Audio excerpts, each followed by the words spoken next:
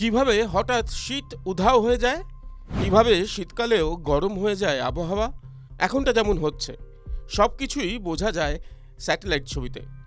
চলুন দেখে নিই স্যাটেলাইটে আজকে ঠিক কী ছবি রয়েছে, র্যাডারেই বা কী ছবি দেখাচ্ছে যা দিয়ে বোঝা যাবে যে বৃষ্টি কতটা হবে, শীতই বা হঠাৎ করে উধাও হয়ে গেল কেন।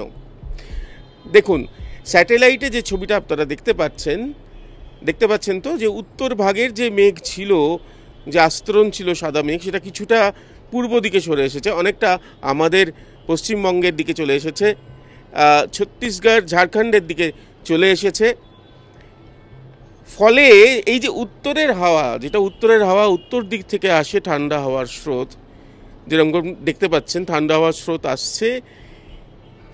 এই ঠান্ডা হাওয়ার স্রোত এসে আমাদের বঙ্গে শীতটা, শুষ্ক শীতটা, কনকনে ঠান্ডাটা বিস্তার করে, কনকনে ঠান্ডা পড়ে যায় ওই উত্তরে হাওয়ার জন্য। কিন্তু যখন এরকম কোনো মেঘ, স্যাটেলাইট ছবিতে যেরকম দেখতে পাচ্ছেন যে মেঘের আস্তরণ বায়ুমণ্ডলে রয়েছে, আসে পশ্চিমী ঝঞ্ঝা আসে, তখন উত্তরের এই হাওয়া বাধা পায়, উত্তরের হাওয়া আসার পথে বাধা পায়।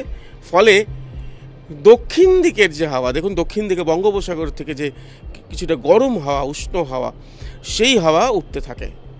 সেই হাওয়া উঠে তখন আবার বঙ্গের ওপর যে বিস্তার লাভ করে, বঙ্গের ওপরে, আমাদের পশ্চিমবঙ্গের ওপর, দক্ষিণবঙ্গের ওপর বিশেষ করে গরম ভাব আবার সৃষ্টি করে। আর এই দুই হাওয়ার লড়াই কিন্তু চলতেই থাকে।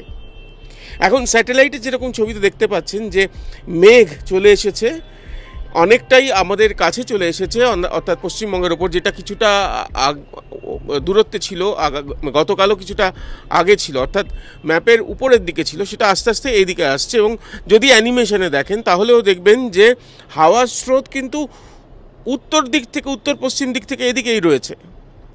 ফলত মধ্যিখানে আটকে পড়ছে পশ্চিমী ঝঞ্ঝার জন্য একটা সিস্টেম তৈরি হওয়ার জন্য উত্তরের হাওয়ার যে স্রোত, সেটা আটকে যাচ্ছে। ফলে দক্ষিণের যে দক্ষিণা বাতাস, যেটা জলীয় বাষ্পপূর্ণ বাতাস, সেটা উঠে এসে আবার গরম তৈরি করছে। সে কারণেই রাতের তাপমাত্রা বাড়ছে, ঘাম হচ্ছে আবার, এবং শুধু 1-2 ডিগ্রি নয়, একেবারে 20 ডিগ্রি সেলসিয়াস হয়ে গিয়েছে আজকে সর্বনিম্ন তাপমাত্রা।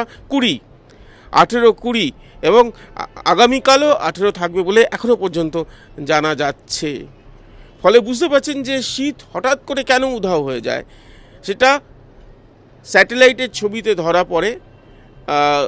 এভাবেই বোঝা যায় যে একটা বাধা চলে আসে আবহাওয়া মণ্ডলে, বায়ুমণ্ডলে একটা বাধা চলে আসে, সে কারণে আটকে যায়, এবং তার ফলেই দক্ষিণা বাতাস আবার গরম বয়ে আনে। শীতকালেও গরম, যেরকমটা এখন পরিস্থিতি তৈরি হচ্ছে।